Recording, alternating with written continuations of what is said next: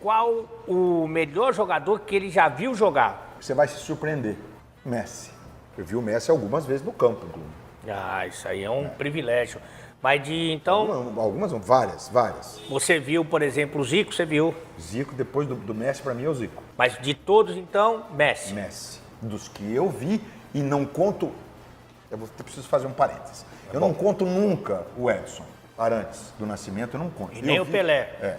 Todo mundo gosta dele. É o cara mais querido da imprensa esportiva. Eu também, que tem muita gente que não é querido, mas é o cara que todo mundo fala bem. Procure aí, tente achar uma pessoa que fala mal desse cara e fale miseravelmente. Falhe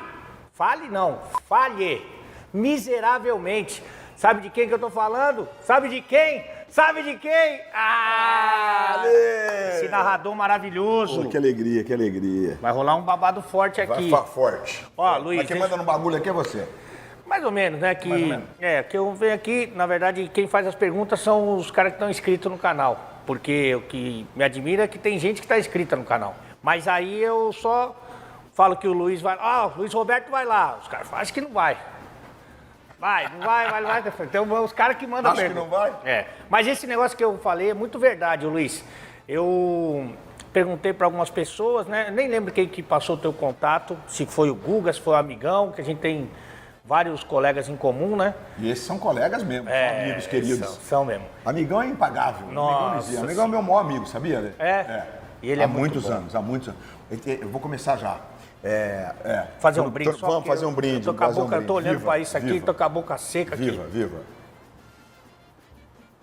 Tem os caras que você se dá bem com todo mundo, graças a Deus. Mas tem os caras que se dão um pouco melhor, outros que nem tanto, né? Tem isso, toda a profissão tem, claro. E não significa que o cara é mau caráter. Não. É uma questão de empatia, Lê. Isso, às vezes até de estilo, né? Tem um cara que gosta mais do estilo. Outro, sim, no sentido artístico, sem dúvida.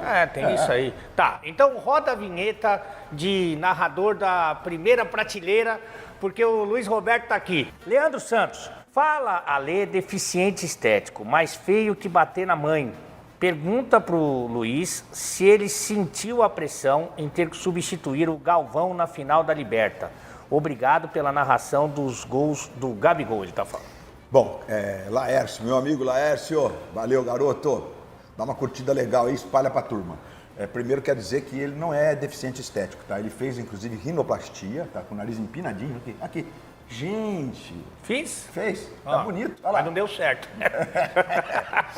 Ali, o desconforto da final da Libertadores, porque assim, graças a Deus já narrei um montão de coisa legal. Só que quando você está escalado para narrar é uma coisa. Quando você não está escalado e tem que substituir um companheiro é outra. E substituir um companheiro que ficou contundido, digamos assim, não é legal. Eu, pelo menos, me senti assim muito desconfortável com aquela história, né? Pode trazer o chopp aí, não passa na frente da câmera.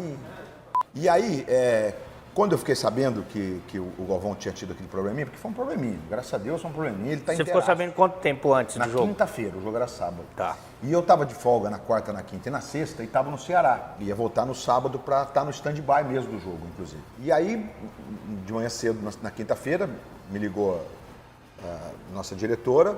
A primeira providência que eu tomei, tinha um voo 1h30 depois da hora que ela me ligou, eu falei, tô indo pro Rio, que é mais fácil do que estar em Fortaleza para pegar para se deslocar. E foi isso. Aí no meio do caminho a gente conseguiu desenrolar a questão da viagem, que estava bem enroscado. Era difícil. Foi de rubro-negro para Lima, não está escrito no gibi. E aí tinha um voo extra aí da TAM e me botaram nesse voo, conseguimos, enfim, agradeço até aos companheiros lá da Latam que quebraram um galho de avisar, olha, tá abrindo um voo extra agora e tal, porque teve que correr para pagar, aquelas coisas, né? Tá. E aí eu embarquei, cheguei sexta-feira cedo em Lima e fui direto para o hospital fazer uma visita pro Galvão, ele estava até dormindo. E aí falei, bom, quando é o cara, né? Passou a noite em claro e tal.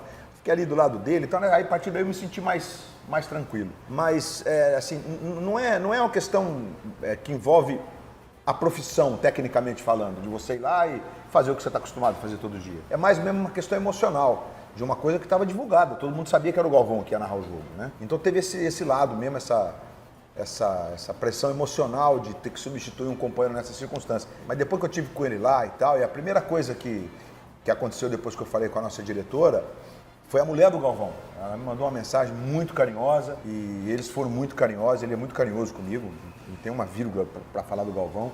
É um amigo que eu conquistei ao longo da vida. Tem uma história bem legal ali, que é um pouco triste para o padrão do nosso programa aqui, mas faz parte da história do Brasil, sim, do brasileiro, né? Não nós, mas o fato. Quando o Ayrton Senna morreu, eu estava em Imola, cobrindo pela Rádio Globo de São Paulo. E depois do acidente, da morte do Ayrton, tudo, a gente foi para um hotel, a gente estava naqueles hotéis para o fim de semana da corrida. E aí depois venceu lá a reserva e tal, a gente teve que procurar um outro hotel. E eu fui para o hotel onde estava o irmão do Ayrton, o empresário do Ayrton, o Celso Tiberê, que era correspondente do Globo na Itália naquela época, e o Galvão, o Reginaldo. Eu fui para esse mesmo hotel, um hotel chamado Novo Hotel, em Bolonha. E aí ficou aquela dúvida de quando que seria o traslado do corpo do Ayrton para o Brasil. Ninguém sabia, era uma informação muito sigilosa, e eu estava muito aflito de voltar, talvez, no mesmo voo, de conseguir acompanhar aquilo, né? Ali naquela hora o teu papel de jornalista fala mais alto. E o Galvão foi muito generoso, porque ele deixou num papelzinho, um negócio desse aqui, assim, ó. Marcou pra mim, assim, naquele tempo, a chave de hotel era a chave mesmo. Não era essa, o cartãozinho magnético. Os que eu fico ainda é assim, né? mas tudo bem. Tem alguns ainda, né? Que costumam ser os melhores. E aí ele deixou o papelzinho enrolado na chave, naquele escaninho que ficava na portaria do hotel, dizendo qual voo que era que ia trasladar. Então, ou seja, ainda no meio daquilo tudo, porque eles eram muito amigos, eram irmãos, na verdade, o cara ainda ter essa generosidade de me passar essa informação para que eu organizasse o voo e voltasse junto com o corpo do Ayrton. Então, assim, isso tem 26 anos, 27 anos, né? 94, 27 anos vai fazer. Então é isso, é uma relação que não se constrói da noite para o dia. Então, por isso foi, assim, do ponto de vista emocional, foi tenso até a hora que eu tive com ele. Depois disso eu vesti a uniforme de narrador e fomos pro palco. E aí, como vocês são contadores de história, né? A história também ajudou demais, né? Eu tava acompanhando o jogo num evento, né? Numa ação comercial, aquele merchan gostoso. E assim, do jeito que foi o jogo, né? E do jeito que você contou a história, e eu torço muito para as pessoas que eu gosto, né? Então eu estava torcendo para dar tudo certo para você também. E aí depois que acabou o jogo, aquela festa, a comemoração e tal, não sei o quê. E muita gente ali do evento que eu estava falando da transmissão, falando da narração. E foi muito emocionante, foi muito legal, muito bacana mesmo. Obrigado, Eli. Obrigado mesmo. O jogo ajudou bem. E não é todo mundo que talvez tenha sido um dos momentos mais importantes da sua carreira? Talvez pela circunstância, sim, né? Obviamente que qualquer jogo de Copa do Mundo, eles são impressionantes, né?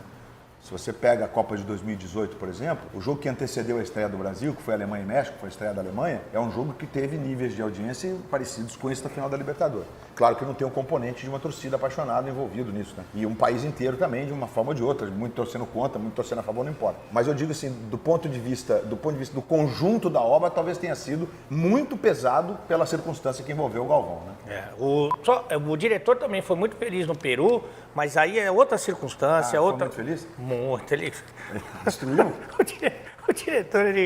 O diretor é uma criança muito alegre. O pessoal do canal, eles gostam de zoar, não sei porquê, gostam de zoar eu e o diretor. Porque o diretor, ele sabe que o diretor é uma coisa muito generosa, assim. É uma ele pessoa... Tá com bagageiro grande também? Puta vida, mas aí cabe muita coisa também, né? Vamos... Põe a foto do diretor aí e o Instagram dele. Eles não põem. Eles não põem? Não põem, que é muito assédio. Bruno Ventura de Maria. Alê, seu monstro, pergunta pro Luiz Roberto como foi narrar em 2009 gol do Angelim e Gabi na final da Liberta. Bom, o gol do Angelim é um gol, aquele momento é um momento bem assim, importante para mim, profissionalmente. Naquele momento, Ale, você sabe que de tempos em tempos a gente se reinventa nessa geringonça que a gente faz aqui. Aquele é um momento de reinvenção, é um momento que assim, era um ano que antecedia ano de Copa do Mundo, eu estava meio incomodado. As coisas vão se transformando, o jeito de se comunicar muda. E nem sempre você está com disposição de ficar refletindo sobre isso, né?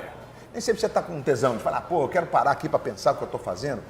Claro que existem algumas coisas que você tem que fazer na hora de um jogo de futebol. Você tem que ser preciso, você tem que ter informação do jogo, você tem que saber o que pesa aquilo do ponto de vista emocional, como você vende aquela novela, como você costura aquele enredo. Isso não vai mudar. Mas o jeito, a forma, o formato vai mudando, vai se transformando. Às vezes você fica ali naquele conforto, naquela zona de conforto e vai no automático. Não é legal. De tempos em tempos é legal você se reinventar. E naquele ano, depois de um período que foi bacana do ponto de vista de um locutor que veio viver no Rio e que estava narrando prioritariamente os jogos do time do Rio. Porque 2007 e 2008 foram 2 anos bem importantes para o futebol do Rio por causa do Fluminense. Com o apoio da Unimed, naquela altura, que não ganhava as coisas, ganhou a Copa do Brasil, foi para a Libertadores, foi até a final da Libertadores. Isso. Que foi um dos maracanãs mais bonitos que eu transmiti na vida, inclusive, né? E perdeu daquele jeito. O Thiago Neves é o único cara que fazia 3 gols numa final de Libertadores e não ganhou. Coisa maluca. E aí, em 2009, acontece de o Flamengo meio que casualmente montar aquele time. Porque existem coisas que acontecem no futebol, no esporte coletivo, não só no futebol, que são casuais. Às vezes você monta um time muito forte, mas ele depende de 2 caras, um se machuca, o outro se separa, entra em... Ou não encaixa mesmo. Encaixa mesmo. Enfim. E aí aquele Flamengo deu liga. Eu tenho convicção que se não fossem provavelmente o Adriano e o Pet no segundo momento, dificilmente o Flamengo teria sido campeão. Mas o campeonato foi equilibrado e ali eu tive algumas boas oportunidades, digamos assim. Então foi um momento de mudar, de me soltar mais, de ser um pouco mais agressivo, porque muita gente fala assim, mas a Globo não deixava. Não, a Globo não falou nada. Agora, existem momentos e momentos. Quando eu fui trabalhar na televisão, a televisão era mais quadrada. A comunicação da televisão não era a TV Globo, qualquer televisão, né? Você viajava pelo mundo afora, com exceção dos americanos ali no outro esporte, que tinha um pouco mais de nego solto, não tinha. Né? O cara era quase um coadjuvante. Era um padrão ali. Era um padrão ali, né? E que funcionava na Bandeirantes com o Luciano, na Globo com a gente, nos canais mais importantes de um modo geral. E ali em 2009 eu comecei a fazer uma coisa um pouco mais, não só leve, solta, como um pouco mais emotiva, um pouco mais gritada, mais da garganta, sabe? E funcionou, então é bem legal. E o gol do Angelim, que é um gol difícil, né? Um gol de escanteio, é sempre um gol difícil pro narrador, é um gol prazeroso, porque muita gente dizia, o Grêmio vai entregar. O jogo estava 1-1, eram 30 e tantos no segundo tempo. Não tem nada de parada de entregar, meu irmão. Então foi realmente um gol do título, e um título que veio num momento improvável, depois de muitos anos. O Flamengo tinha sido campeão da Copa do Brasil em 2006, é verdade, mas assim, um título dessa expressão que não vinha, e o Flamengo foi campeão. Certamente isso é bem marcante. E os do Gabigol, como a gente comentou na resposta anterior, né? Foi esse caminho, essa esteira aí. E os gols do Gabigol no ano inteiro, eles foram bem importantes em todos os jogos. O cara pegou em todo jogo, pô. Brincadeira que o cara jogou. Brincadeira que o cara... E tem nego que acha que ele não jogou. Jogou. Lali, você que é comentarista, o cara jogou demais. E mesmo acabou o campeonato, continuou batendo um bolão. Gabigol. Então, Gabigol, deixa quieto ali. Seu maldito. Aliás, fica uma mensagem aí que o Gabigol não vê muito essas coisas de nada, né? Mas ele já veio aqui 2 vezes no programa. E ele falou, não falou, diretor? Que se ele ganhasse todos os bagulho, ele ia não só falar com a gente pela 3ª vez, ele seria o único homem vivo ou morto que falou com a gente 3 vezes, e ia pagar o churrasco, que quando ele estava em Santos, o pai dele e a mãe, que são os queridos, fizeram um churrasco para me receber lá e para gravar a resenha. Então, Gabigol, seu maldito, por favor, pague o que você deve. Seja Gabigol. Isso aí. Sabe de quem? Gabigol. É o nome da emoção. É muito arrepiante. O que você quer? Tá mostrando de serviço agora. O que ele quer fazer? Dar o chopp. Ali. 3º, tricampeão também. Diretor, abastece o cara, diretor. Eu também tenho uma outra coisa que eu preciso confessar pra você. Eu acho que eles já sabem. Eu não leio as perguntas porque... o que eu falo publicamente é que é para me surpreender, entendeu? Claro, é legal. Isso, mas a verdade é que eu tenho um pouco também de preguiça e mau profissionalismo, então se por um acaso você quiser cortar, vocês dois que mandam aqui, quiser cortar alguma pergunta, você pode cortar, tá bom? Tá bom. Natan Mendes de Araújo, fala Lê, barriga de cadela prenha. Por exemplo, essa parte já eu acho desnecessário. Salve grande, você vê que eu sou barriga de cadela prenha, salve grande Luiz Roberto. Mas é uma educação com o convidado, entendeu? Mas ele não é convidado do Natan, você não é convidado do Natan. Mas o Natan é telespectador. Ô Natan, vai tomar no... Desculpa. Gostaria de saber como foi o clima da cabine e demais momentos com o maestro Júnior depois da virada do Flamengo na final da Eu Libertadores. conto duas passagens bem legais. É. Boa. Primeiro é o Aí, seguinte, Natan, você é agressivo, mas Natan, fez uma... foi bem. O Júnior é um cara muito sereno na hora do jogo, muito sereno. É difícil ele fazer gestos. Eu sou fã tudo. do Júnior. O Júnior é um fenômeno, né? Estavam o Júnior e Casagrande comentando o jogo e ainda tinha o Roger e o Pet em outros pontos do estádio. Mas aí, quando deu 40 e poucos minutos, eu olhei pro Júnior, ele falou assim, vai empatar. Com uma convicção. Assim, um negócio... Eu olhei pra ele assim, falei, meu Deus, de onde que ele tirou essa convicção, né? Nem os torcedores estavam achando que ia. Nem o Jesus estava achando que ia. Nem Jesus achava. Mas, enfim, se o Flamengo fosse campeão, o Júnior desceria da cabine para fazer entrevistas no campo. O gol de empate e o gol da vitória aconteceram nos últimos minutos. Quando sai o segundo gol, a gente está na cabine ainda com nossos diretores, produtores. Quando sai, fica todo mundo ali naquele êxtase, aí que percebem que, ganhou. Tem que descer. Tem que descer.